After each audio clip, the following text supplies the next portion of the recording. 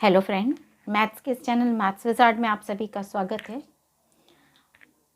आज अपन LCM HCF के कुछ क्वेश्चंस देखेंगे जो बेसिक क्वेश्चंस रहते हैं।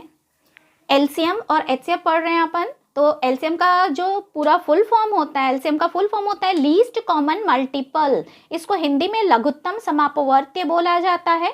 जैसे दो डिजिट हमने लिया, 6 और 8 का एलसीएम निकालना है, तो हम कैसे निकालेंगे? इनमें जो बड़ी संख्याएं होती है उसका हम टेबल पढ़ेंगे और हम चेक करेंगे कि छोटे वाले डिजिट में भी वो डिजिट आए। तो 8 1 सा 8 6 में नहीं आता है, 8 2 सा 16 भी 6 में नहीं आएगा, 8 3 सा 24 6 में है और 8 में भी है। इट मीन 6 और 8 का जो एलसीएम आएगा दैट इज 24। अब हम यदि एचसीएफ की बात करें तो एचसीएफ का फुल फॉर्म होता है हाईएस्ट कॉमन फैक्टर। इसको हिंदी में महत्तम समापवर्तक बोला जाता है। अब जैसे हमने एग्जाम्पल बेस से लिया 24 और 36 का आपको एचसीएफ निकालना है, तो हम कैसे निकालेंगे? इसमें ऐसे डिजिट से बड़ी डिजिट से डिवाइड करेंगे जो पूर्णतया विभाजित हो जाए। तो 24 और 36 में 12 से पूर्णतया भाग लग रहा है, तो 24 और 36 का जो एचसीएफ आएगा दैट इज 12। मल्टीपल का मतलब क्या होता है? हिंदी में गुणज बोला जाता है। जैसे आपसे बोला गया 4 का गुणज या मल्टीपल बताएं, तो 4 का टेबल हम लिखेंगे 4 4 8 4 2 8 4 3 12 4 4 16। लेकिन यदि फैक्टर गुणनखंड की बात की गई है, तो गुणनखंड मतलब जो डिजिट दी गई है वो किस किस डिजिट से डिवाइड होती है इसकी बात की गई है। फॉर एग्जाम्पल हमने 36 लिया, तो 36 का जो फैक्टर होगा दैट इज 1 2 3 4 6 9 12 18 36। क्यों? क्योंकि ये सारे डिजिट से 36 डिविजिबल है। जैसे पहला क्वेश्चन लिखा हुआ है 10 15 और 18।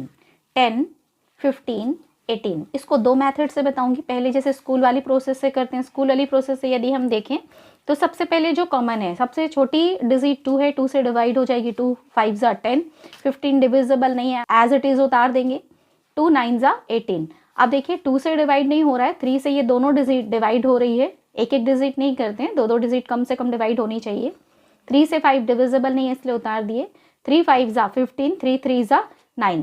अब 3 से केवल एक डिजिट जाएगी, तो हम इसको क्या करेंगे? 5 से डिवाइड करेंगे, क्योंकि 5 से दो डिजिट जा रही है। 5 1 ज़ा 5, 5 1 ज़ा 5 और 3 नहीं जाएगा। अब ये सारे डिजिट को हम मल्टीप्लाई कर दें, 2 3 5 और 3, तो जो हमारा मल्टीप्लिकेशन आएगा 2 5 ज़ा 10, 3 3 ज़ा 9, इट मीन्स 9 10 ज़ा 90। ये पहली प्रोसेस हो गई। सेकेंड प्रोसेस जो फॉलो कर रही हूँ, इसमें जो फैक्टराइज मेथड से निकालूंगी। जैसे 10 दिया गया, 10 को फैक्टराइज किए 2 इंटू 5, 15 को फैक्टराइज किए 3 इंटू 5, 18 को फैक्टराइज किए 2 इंटू 9। यहाँ ऐसे डिजिट्स लिखते हैं जो प्राइम नंबर होने चाहिए। 9 इट मीन्स 3 इंटू 3। अब देखिए इसको हम एलसीएम में कैसे लिखेंगे। पहले हम देखते हैं कि तीनों में कोई डिजिट कॉमन है नहीं, तो 2 में भी कॉमन रहेगा, वो भी लिख सकते हैं 2। इसमें ये 3 आ गया। अब यहाँ 5 कॉमन है 2 में, ये हमने 2 के बदले 1 लिखा। अब यहाँ पर 3 बच गया है, तो जब हम एलसीएम निकालते हैं तो हम पूरी डिजिट ले लेते हैं। तो ये जो 3 बचा था वो भी हमने यहाँ पर लिख दिया। अब सबका मल्टीप्लिकेशन करेंगे तो देखिए सेम डिजिट है, इट मीन्स आंसर जो आएगा दैट इज 90। नेक्स्ट क्वेश्चन देखते हैं। जैसे डिजिट लिखा हुआ है 0.24, सेकेंड डिजिट लिखा है 1.6 और उसके बाद जो डिजिट लिखी है वो है 0.032। अब ये पॉइंट वाले में मालूम है, पॉइंट हटा के अपॉन जितने पॉइंट के बाद डिजिट है वो हमने लगाया। यहाँ पर लिख दिए 10, ये पॉइंट हटा के, और यहाँ पॉइंट हटाए तो यहाँ कितना आएगा 1000।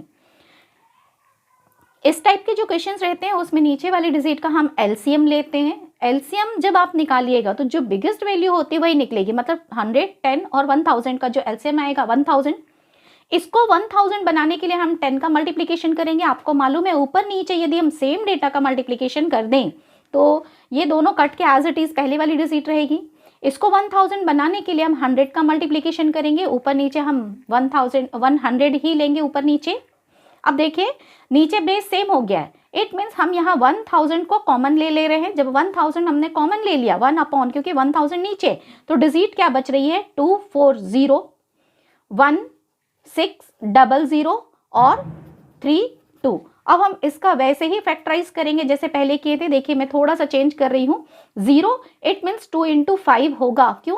24 इंटू 10 को हमने फैक्टराइज कर लिया, और 24 के लिए यदि हम फैक्टराइज करते हैं तो 4 इंटू 6 होता है, 4 को हम 2 इंटू 2 लिखेंगे क्योंकि प्राइम नंबर में कन्वर्ट करते हैं, और 6 के लिए लिख दिया 2 इंटू 3। 1600 के लिए पहले हम 0 हटाते हैं, इट मीन्स 4 इंटू 25 होता है, 4 को हम 2 इंटू 2 लिखेंगे और 25 को 5 इंटू 5 लिखेंगे। 16 के लिए 2 2 ज़ा 4, 4 2 ज़ा 8, 8 2 ज़ा 16। अब देखिए 32 अगर हम 16 के लिए देख रहे हैं 4 टाइम्स लिख रहे हैं, तो इसमें हम 5 टाइम्स 2 लिखेंगे, 3 4 5, ये इसका फैक्टर हो गया। अब जब हम इसमें निकालेंगे वही पहले वाले क्वेश्चन के अकॉर्डिंग एलसीएम निकालना है यहाँ पर इस क्वेश्चन का, तो इसमें तीनों में सबसे पहले हम कॉमन लिखेंगे, तीनों के बदले हमने 2 लिखा, 2 2 2, इसमें भी है ये डिजिट हमने लिख दिया, ये 2 फिर 2 फिर इसमें 2 मिल रहा है, इट मीन्स ये हमने 2 लिखा, फिर 2 2 2, ये तीनों में कॉमन था वो डिजिट हमने लिख लिया यहाँ पर।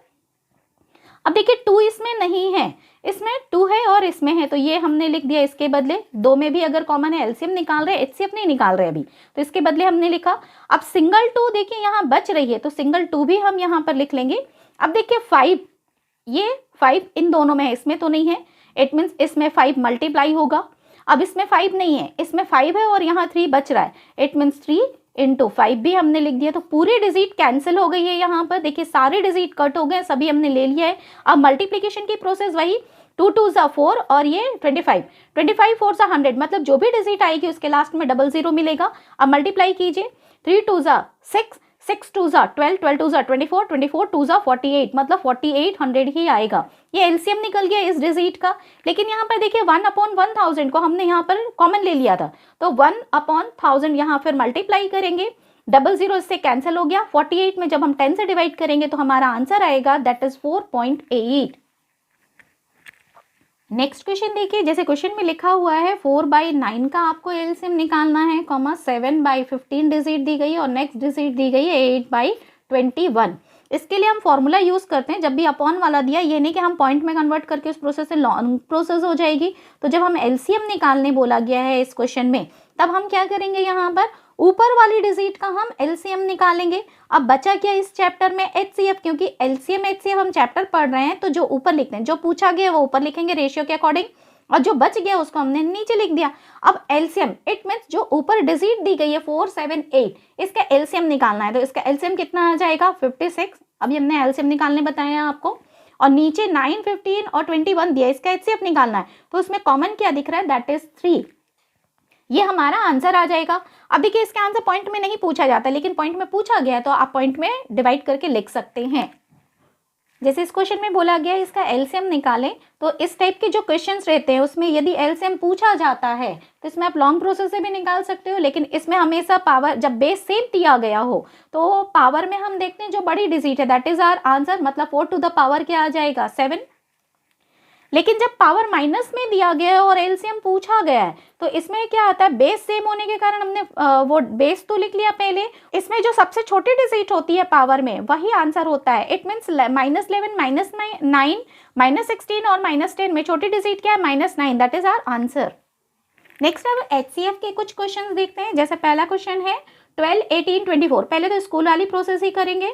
12 इट मीन्स 2 6 ज़ा 12, 2 3 ज़ा, फिर उसके बाद डिजिट दी गई है 18, 2 9 ज़ा 3 3 ज़ा, इसके बाद जो डिजिट दी गई है दैट इज 24, 2 1 ज़ा 2, 2 2 ज़ा 2 6 ज़ा 12, 2 3 ज़ा।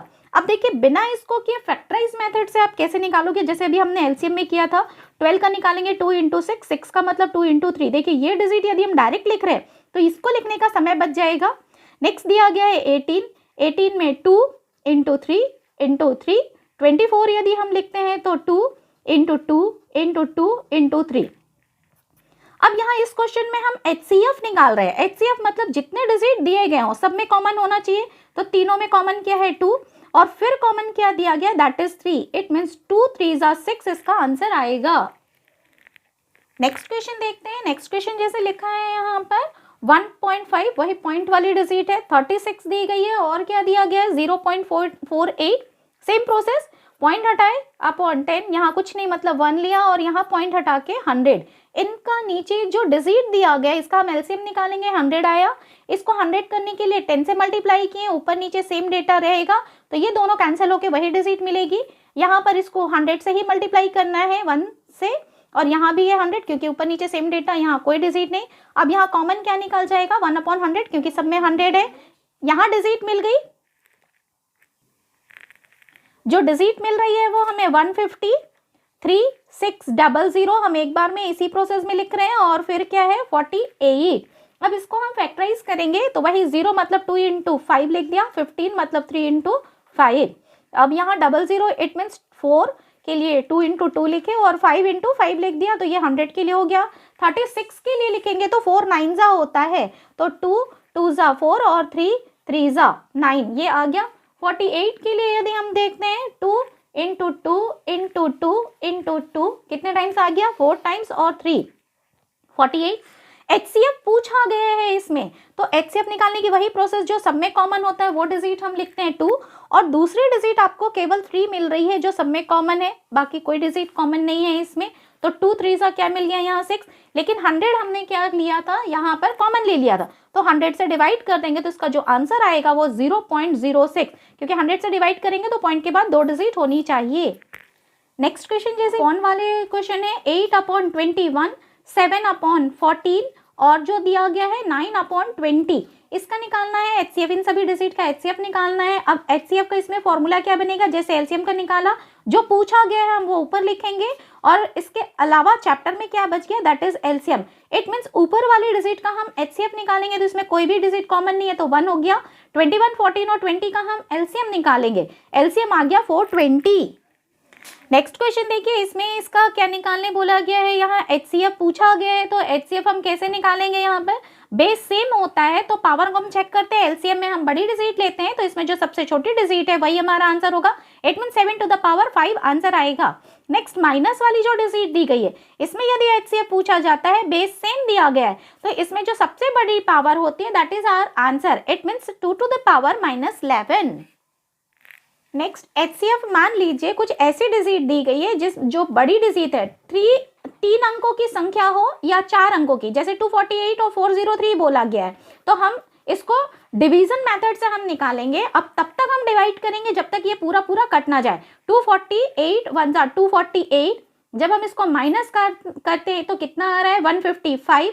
अब ये 248 में फिर से हम डिवाइड करेंगे 155 से, और कब तक करना है, जब तक हमें रिमाइंडर पूरा 0 ना मिल जाए। इट मीन्स 155 1 155, रिमाइंडर बच रहा है 93, फिर 155 में डिवाइड करेंगे क्योंकि रिमाइंडर हमारा बच रहा है अभी 93 1 93, रिमाइंडर हमारा बच रहा है यहाँ पर 62, फिर नेक्स्ट 93 फिर से हमने यहाँ नोट कर लिया, 62 1 62, फिर रिमाइंडर कितना बच रहा है यहाँ पर 31।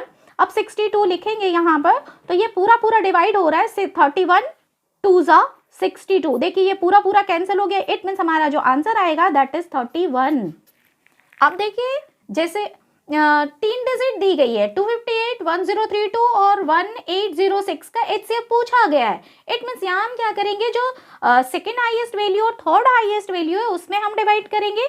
जैसे अभी हमने लिया 1032, अब किस में डिवाइड करना है 1806, आप किसी में भी ले सकते हो, लेकिन ये प्रोसेस करने से इजी वे में बन जाता है। 1 टाइम से डिवाइड करेंगे तो 1032, रिमाइंडर बच रहा है 774।